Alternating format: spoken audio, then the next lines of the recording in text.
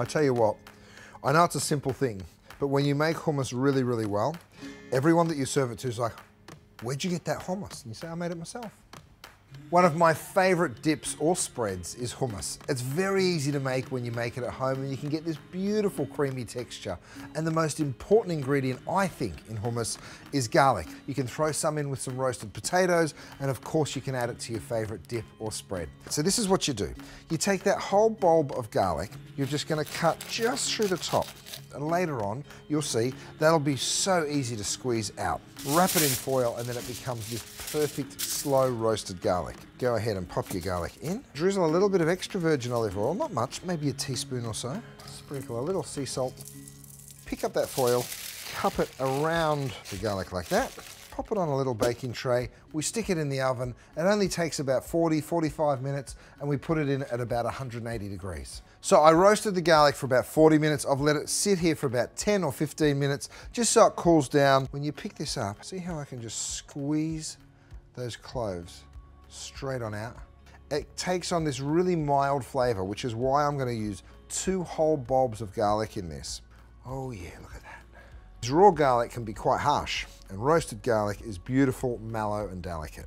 The other thing that'll happen while you're roasting your garlic is you're gonna create this fabulous little garlic oil. That's that olive oil that we poured in there.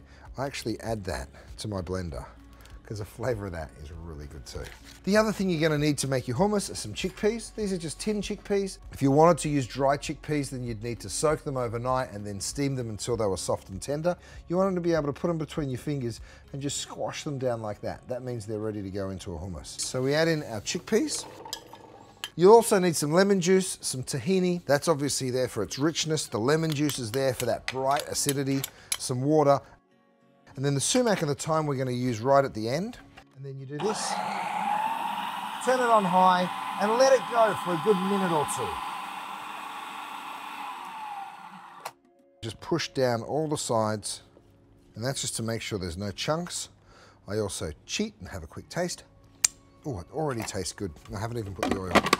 Use a really good quality extra virgin olive oil because you're gonna taste the flavor of that oil, so make sure you've got a really good quality one. Now, of course, you can serve hummus with absolutely anything. I've just torn up some grilled bread and some beautiful fresh vegetables. You go ahead, remove your blade, of course, and then have a look at the gorgeous consistency we achieved. Isn't that something else? Beautiful.